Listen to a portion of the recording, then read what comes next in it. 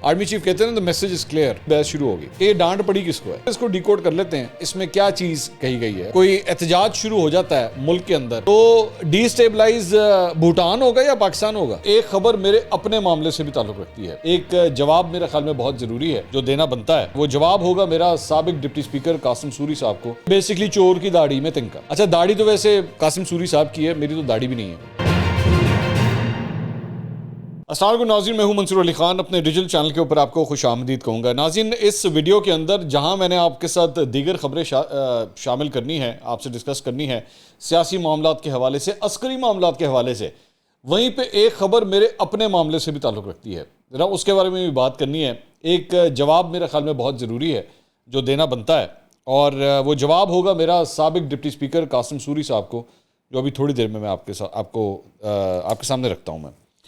لیکن اس سے پہلے ایک جو ڈیولپمنٹ ہوئی ہے اور اس ڈیولپمنٹ کے بعد جو ڈیولپمنٹس ہونا شروع ہوئی ہیں، ذرا میں اس کے اوپر سب سے پہلے بات کرنا چاہوں گا. ہوا کیا کہ آج آرمی چیف جو ہیں وہ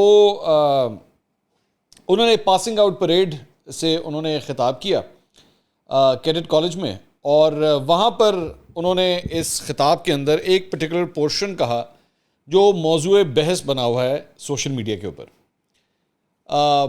اس میں ایگزیکٹلی جو الفاظ تھے وہ میں آپ کے سامنے رکھ دیتا ہوں، پھر ذرا اس کو دیکھتے ہیں، اینالائز کرتے ہیں کہ انہوں نے کیا کہا. The message is clear. The armed forces, with the support of our citizens, will never allow any country, group or force to politically or economically destabilize Pakistan. تو یہ آپ نے آرمی چیف کی گفتگو سنی کہ وہ اس ساری گفتگو میں انہوں نے بیسکلی کیا کہا. میں اس کو صرف دوبارہ ایک دفعہ ریپیٹ کر دیتا ہوں. انہوں نے کہا the message is clear.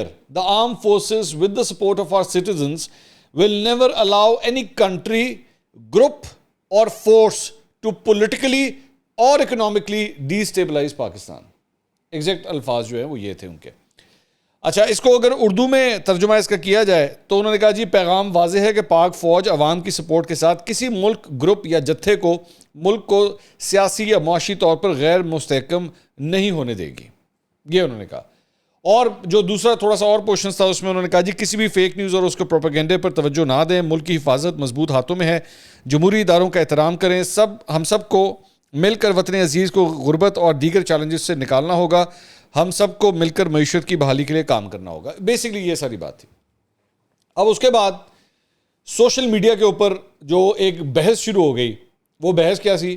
مطلب اس کو اگر میں پنجابی میں یہ کہوں نا کہ جس طرح گھر کے اندر جو ہے نا وہ 4 بچوں کو ڈانٹ پڑے نا اکٹھے، تو وہ 4 بچے اس بات کے اوپر بحث کرنا شروع کر دیتے ہیں کہ ڈانٹ پڑی کس کو ہے، ایکچولی کس کا قصور تھا. کہ تیرا قصور ہے، تیری وجہ تو ہے سارا کچھ. تو سوشل میڈیا کے اوپر بھی نا کوئی اس قسم کی بحث شروع ہوگی کہ یہ ڈانٹ پڑی کس کو ہے، یا یہ میسج کس کے لیے تھا. وہ جو آرمی چیف کہتے ہیں نا the message is clear.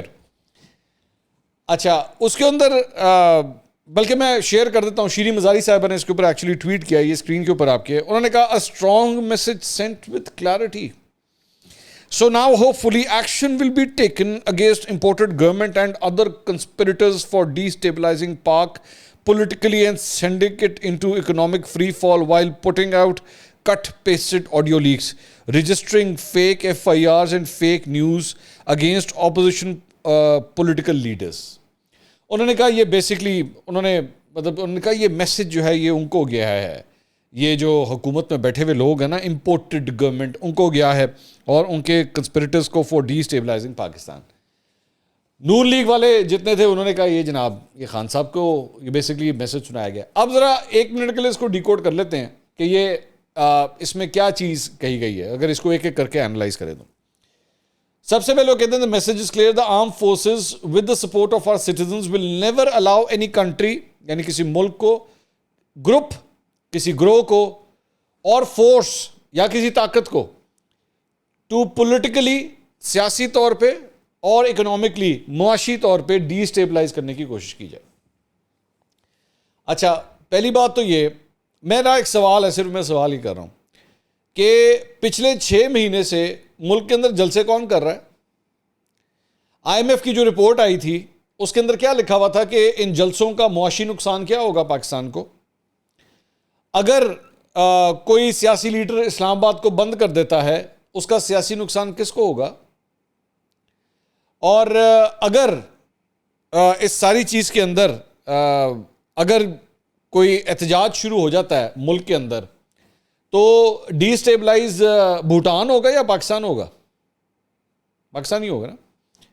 تو یہ جو کوشش ہے نا مطلب پاکستان تحریک انصاف کے لوگوں کی کہ وہ یہ اس کو دکھانے کی کوشش کر رہے ہیں کہ جناب یہ تو حکومت کو کہا ہے، یہ بچگانہ بات ہے، یہ بالکل بچگانہ بات ہے کہ جی حکومت کو یہ اس قسم کی بات کی گئی ہے. ہم سب جانتے ہیں، مطلب آپ لوگ خود اس نہج کے اوپر آ چکے ہیں کہ وہ آپ آرمی چیف کے بارے میں کیا کیا بیانات دیتے رہے ہیں، آپ کس قسم کی باتیں اپنے جلسوں کے اندر، میر جعفر، میر صادق، نیوٹرل جانور ہوتا ہے اینڈ آل دیٹ.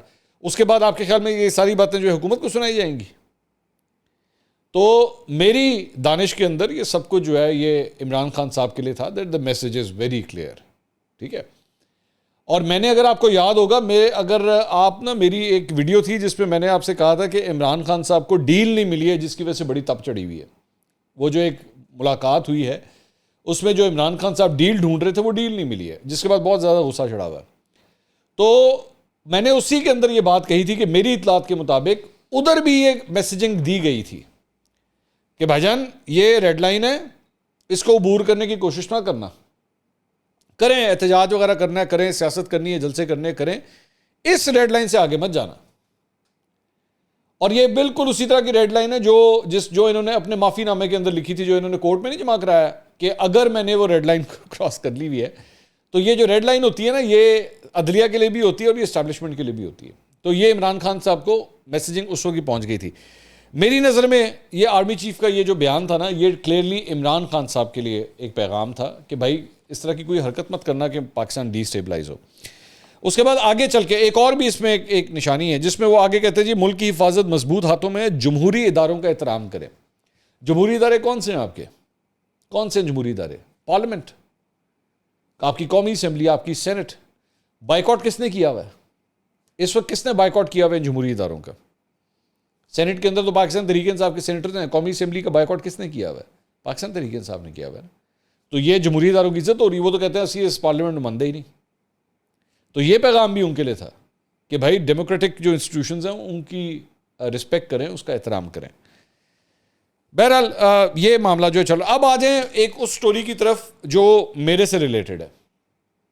کل میں نے ایک ویڈیو کی تھی، اس ویڈیو کے اندر قاسم سوری صاحب نے جو ایک ٹویٹ کیا ہوا تھا، صحافیوں کی تصویریں لگا کے اور صحافیوں کے بارے میں انہوں نے صحافت اور دھندا کچھ اس قسم کی جو بات انہوں نے کہی ہوئی تھی، اس کے اوپر میں نے ویڈیو کی تھی. میں نے اس ویڈیو کے اندر یہ کہا تھا کہ جناب آپ کے پاس تو کوئی رائٹ ہی نہیں ہے کہ آپ ان صحافیوں کے اوپر اس قسم کا جملہ کسیں، کیونکہ آپ کے اوپر تو خود غیر آئینی اقدام اٹھانے کے اوپر سپریم کورٹ نے آپ کی رولنگ کو اٹھا کے باہر پھینک دیا تھا. خود آپ اسٹے آرڈر کے اوپر جو ہے وہ بیٹھے ہوئے تھے، بلکہ ابھی تک وہ معاملہ جو ہے وہ اٹکا ہوا ہے.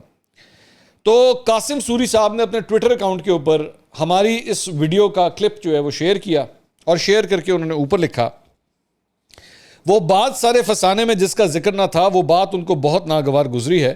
ارے میرے پیارے منصور، آپ تو دل پر لے گئے. حالانکہ اس پورے فسانے میں پیارے منصور کا ذکر تک نہیں تھا، پر چور کی داڑھی میں تنکا. انہوں نے کہا کہ جی میں نے جتنی جو شیئر کی ہوئی تھی تصویر، اس میں آپ کا تو نام ہی نہیں تھا، تو آپ نے اس کے اوپر کیوں یہ سب کچھ کہا ہے؟ تو یہ بیسکلی چور کی داڑھی میں تنکا. اچھا داڑھی تو ویسے جو ہے نا وہ قاسم سوری صاحب کی ہے، میری تو داڑھی بھی نہیں ہے کہ میری داڑھی کے اندر کوئی تنکا گھستا. بٹ سٹل میں نے یہ جو انہوں نے تصویر ٹویٹ کی تھی وہ اس لیے کی تھی کیونکہ ان لوگوں نے آڈیو کو ٹویٹ کیا تھا. تو میں نے تو آڈیو ٹویٹ بھی نہیں کی تھی کہ ورنہ اگر مجھے پوری طرح یقین ہے اگر میں نے آڈیو ٹویٹ کی ہوتی انہوں نے میرا نام بھی ڈال دینا تھا اس کے اندر. خیر نہیں ڈالا. اچھا اب قاسم سوری صاحب سے درخواست ہے. قاسم سوری صاحب، میں نا پہلی بات تو سب سے پہلے تو میں آپ کا شکریہ ادا کرنا چاہوں گا کہ آپ ہمارا ویلاگ دیکھتے ہیں اور آپ ہماری ویڈیوز دیکھتے ہیں، یا اگر آپ نے یہ ویڈیو دیکھی ہے تو اس کا بہت بہت شکریہ. میرے جتنے سبسکرائبرز ہیں، میرے جتنے چاہنے والے ہیں، ہمیں جو لوگ سبسکرائب نہیں بھی کرتے وہ بھی ویڈیوز دیکھتے ہیں. ڈیٹا سارا آتا ہے ہمارے پاس، اور پوری دنیا سے لوگ دیکھتے ہیں، پاکستان کے اندر بھی دیکھتے ہیں، پاکستان سے باہر بھی دیکھتے ہیں. میں سب کا بہت مشکور ہوں. ان میں میرے چاہنے والے بھی ہیں، میرے ناقدین بھی ہیں. کچھ لوگ اس لیے بھی دیکھتے ہیں کیونکہ وہ نفرت کرتے ہیں، کچھ لوگ اس لیے بھی دیکھتے ہیں کہ وہ بہت پیار اور عزت کرتے ہیں. تو قاسم سوری صاحب کا بے شک اختلاف ہے. قاسم سوری صاحب نے بے شک اس لیے دیکھا ہوگا کہ جی دیکھیں منصور نے آپ کا ذکر کیا ہے، اس لیے دیکھا ہوگا. لیکن میں اور اس کے بعد انہوں نے میرے پہ تنقید بھی کی. پھر بھی شکریہ، مجھے کوئی اعتراض نہیں ہے. آپ میرے کوئی پوری ٹویٹر ٹائم لائن اٹھا کے دیکھ لیجئے، مجال ہے کبھی اپنے اوپر تنقید کرنے والوں کے ساتھ میں نے کبھی بدتمیزی کی ہو، کبھی کسی کو یوتھیا کہا ہو، عمرانڈو کہا ہو، یا کوئی گالم گلوچ کی ہو، کچھ نہیں ملے گا آپ کو. میں کبھی بھی کسی کو جواب نہیں دیتا، کیونکہ میں ہمیشہ آزادی اظہار رائے کے ساتھ کھڑا ہوتا ہوں. وہ بے شک میرے خلاف کیوں نہ ہو، میں اس کے ساتھ بھی کھڑا ہوں گا. جو مجھے بھی برا بھلا کہے گا نا، اگر اس کی بھی زبان بندی ہوگی تو میں اس کے ساتھ کھڑا ہوں گا کہ یار بول، کھل کے بول، میرے خلاف بولنا ہے تو بول. میں تیرے اس right of freedom of speech کے ساتھ کھڑا ہوں، میں کھل کے بول، کوئی ایسی بات نہیں. تو قاسم سوری صاحب کا شکریہ بھی، قاسم سوری صاحب نے جو میرے پہ کامنٹ کیا اس کا بھی شکریہ. اب اس کا جواب، میرا بھی تو رائٹ ہے نا بولنے کا، فریڈم آف سپیچ تو میرے پاس بھی ہے، میرا بھی رائٹ ہے بولنے کا. قاسم سوری صاحب آپ نے یہ کہا کہ جی میرا ذکر نہیں تھا تو اس پہ میں نے کیوں کامنٹ کیا، یہی بات ہے نا. بات یہ نہیں ہے، بات یہ ہے کہ جب آپ اس طرح کی حرکتیں کرتے ہیں نا اور اتنے صحافیوں کی تصویریں لگاتے ہیں تو آپ میری کمیونٹی کے اوپر کیچڑ اچھال رہے ہیں. اور ایسا نہیں ہے کہ میں نے ان کے لیے آواز بلند کی ہے. وہ اینکرز جو آپ کے بہت قریبی سمجھے جاتے ہیں، اور آپ جانتے ہیں میں کس کی بات کر رہا ہوں، مجھے نام لینے کی ضرورت نہیں ہے، جب ان کے بھی پروگرامز بند ہوئے یا ان کو بھی جیلوں میں ڈالا گیا یا ان کے خلاف بھی ایف آئی آرز کاٹی، میں نے تب بھی آواز اٹھائی تھی. تو تب بھی فرما دینا تھا کہ وہ بات سارے فسانے میں جس کا ذکر نہ تھا، وہ بات ان کو بہت ناگوار گزری. میرا کیا لینا دینا تھا ان لوگوں کے ساتھ جب ان کے خلاف ایف آئی آریں کٹ رہی تھی یا ان کو اٹھا کے جیل میں ڈالا جا رہا تھا؟ میرا کیا لینا تھا؟ میں کہتا اچھی چنگی گل ہے، بند کرو، کمپٹیشن ہی ہے نا میرا، بند کرو انہوں. نہیں، آواز میں نے تب بھی بلند کی تھی. اور ان لوگوں کے لیے ریکارڈ کے اوپر ہے، ساری ویڈیوز پڑی ہوئی ہیں یوٹیوب کے اوپر، جا کے اپنے کسی لونڈے لپاڑے کو کہہ دیجئے کہ ڈھونڈ لے، جا کے پڑی ہوئی ہیں ساری. تو جب میں نے ان کے لیے آواز بلند کی تھی تو ان صحافیوں کے لیے میں آواز کیوں نہ بلند کروں؟ اور دوسری بات یہ کہ کسی بھی صحافی کے لیے آواز بلند کرنے کے لیے Qasim Suri sahab you would be the last person جس کے لیے میں آپ سے پرمیشن پہلے مانگوں کہ قاسم سوری صاحب اگر آپ کی اجازت ہو تو میں اس بارے میں بات کر لوں. یہ میرا یوٹیوب چینل ہے، میں چاہے سالٹ اینڈ پیپر کے کلب سینڈوچ کے بارے میں بات کروں، بھئیے کباب کے بارے میں بات کروں، یا کیا کہتے ہیں ہونڈا سٹی کا ٹائر کس طرح چینج ہوتا ہے، میں اس کے اوپر بات کروں. I don't think you have any right to comment کہ میں کس چیز کے اوپر بات کروں. بٹ نیکسٹ ٹائم اچھی بات، جو مجھے اچھی بات لگی، آپ نے اپنے اس ٹویٹر اکاؤنٹ پہ نا میرا وہ 20 25 30 سیکنڈ کا کلپ شیئر کیا ہوا تھا، اور اس کو جو میں نے پلے کر کے دیکھا تو میں نے اس میں دیکھا کہ میں نے اس کے اندر ایک کہا ہوا ہے کہ اگر آپ کے اندر ہمت ہے تو ان لوگوں کو 1 گھنٹے کا انٹرویو دے کے دیکھیں. چلیں اچھی بات ہے، یہ پیغام آپ تک پہنچ گیا ہے. میں ابھی بھی آپ سے درخواست کروں گا ان سب لوگوں کو ذرا کوشش کر کے کہ 1 گھنٹے کا انٹرویو دے کے دیکھیں، تاکہ آپ کو پتہ لگے کہ صحافت کیا ہوتی ہے اور دھندا کیا ہوتا ہے. پتہ لگ جائے گا نا آپ کو. وہ جو دھندے والے انٹرویو ہوتے ہیں وہ بھی ہم سب کو پتہ ہے، جس کے اندر فل ٹاس کرائی جاتی ہے اور چھکے مارے جاتے ہیں. آپ بھی کوشش کریں کہ کوئی ایسا انٹرویو نہ دیں. یہ ایک چھوٹی سی صرف میں نے بات کرنی تھی. وہیں پہ جہاں پہ قاسم سوری صاحب کو صحافیوں کے ساتھ اور جرنلسٹ کے ساتھ ایشوز ہیں، وہیں پہ فواد چودھری صاحب کو بھی جناب ایشوز ہو گئے ہیں. انہوں نے ٹویٹ کیا، یہ بیسکلی ایک کوٹ ٹویٹ تھا جس کے اوپر انہوں نے لکھا کہ جی مین سٹریم میڈیا کا ایک بہت بڑا حصہ عوام دشمن استحصالی طبقات کا شریک کار ہے. اس کی کوریج اور رائے کو تنقیدی نظر سے دیکھیں، آنکھیں بند کر کے اس پر اعتماد نہ کریں. یہ انہوں نے کہا. فواد چودھری صاحب خود بھی مین سٹریم میڈیا کا حصہ رہ چکے ہیں، لیکن پھر بھی میرا نہیں خیال کہ، اور ساتھ ہی ساتھ وزیر اطلاعات بھی رہ چکے ہیں. یہ پہلا وزیر اطلاعات ہے جو خود ایکچولی لوگوں کو کہہ رہا ہے کہ اطلاعات تک رسائی جو ہے نا وہ نہیں ہونی چاہیے آپ کی، اور آنکھیں بند کر کے اعتبار نہ کرنا. تو میں بڑا سرپرائز ہوا ان کی بات سن کے. اس کے علاوہ شہباز شریف صاحب منی لانڈرنگ کیس میں جناب آج عدالت کے اندر پیش ہوئے. یہ کیس جو ہے شہباز شریف اور حمزہ شہباز کے خلاف ہے. بریت کی درخواست پر شہباز شریف کے وکیل امجد پرویز نے دلائل دیتے ہوئے کہا کہ ایف آئی اے نے چلان میں 9 ارب روپے کا الزام ختم کر دیا ہے. بتایا گیا 9 ارب کے ان 5 اکاؤنٹس کا تعلق سلمان شہباز یا شریف گروپ سے نہیں ہے. ان 5 اکاؤنٹس کا تعلق مشتاق چینی سے ہے. اس کیس کے حوالے سے انہوں نے کہا کہ میں عدالت عالیہ کو، ان کے وکیل نے کہا کہ میں عدالت کو، ابھی مونس صلاحی کیس کا بھی فیصلہ ہوا ہے، میں اس کا بھی ذکر کروں گا. اس کیس میں اور اس کیس میں بہت مماثلت ہے، دونوں منی لانڈرنگ کے ہی کیسز بنتے ہیں. انہوں نے کہا کہ اس کیس کا فیصلہ بھی بطور ریفرنس سماعت ختم ہونے سے پہلے پیش کروں گا. انہوں نے سوال کیا جج صاحب نے کہ جی دونوں کیسز میں کیا مماثلت ہے؟ تو امجد پرویز صاحب نے کہا کہ اس کیس میں بھی کم آمدنی والے افراد کے ذریعے پیسے ٹرانسفر کا الزام تھا.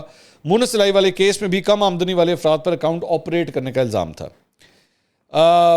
دوران سماعت جج صاحب نے پوچھا کہ کیا کیس کے ملزم مقصود سے انکوائری ہوئی تھی؟ تو وکیل نے کہا کہ مقصود چپڑاسی کی بات ہو رہی ہے. مقصود چپڑاسی اب فوت ہو چکا ہے, ریکارڈ کے مطابق اس سے ایف آئی اے نے انکوائری نہیں کی. جج صاحب نے پھر پوچھا کہ محمد مقصود کا کیا اتنا سٹیٹس تھا کہ وہ اتنا پیسہ رکھ سکتا؟ شہباز شریف کے وکیل نے کہا کہ محمد مقصود ٹیکس دیتا تھا اور اس کا آڈٹ بھی ہوتا تھا, وہ اب یہاں نہیں ہے, اس لیے اب کچھ نہیں کہا جا سکتا. انہوں نے کہا کہ کیس میں محمد مقصود کا حصہ بھی استغاثہ کا کیس ثابت نہیں کرتا, کیس کا یہ حصہ الف لیلہ کی کہانی ہے. جج صاحب نے استفسار کیا کہ کیا کسی گواہ نے شہباز شریف کا نام لیا؟ ایف آئی اے کے وکیل نے کہا کہ کسی نے شہباز شریف کا نام نہیں لیا. شہباز شریف صاحب خود روسٹروم کے اوپر آئے اور اس کے بعد انہوں نے کہا کہ بطور وزیر اعلیٰ 3 ادوار میں میں نے تنخواہ اپنا ٹی اے ڈی اے چھوڑا, یہ رقم 8-10 کروڑ روپے بنتی ہے. تو یہ بیسیکلی کاروائی ہوئی. اس کے بعد کیس کی سماعت جو ہے وہ 11 اکتوبر تک ملتوی کر دی گئی ہے. اس کے علاوہ ایک اور اپڈیٹ جو ہے وہ ان کے بارے میں ہے. جناب رانا ثناء اللہ صاحب کے وفاقی وزیر داخلہ کے حوالے سے یہ خبر ہے, اور ان کی گرفتاری کے لیے ناقابل ضمانت وارنٹ گرفتاری جو ہے وہ آج جاری کر دیے گئے ہیں.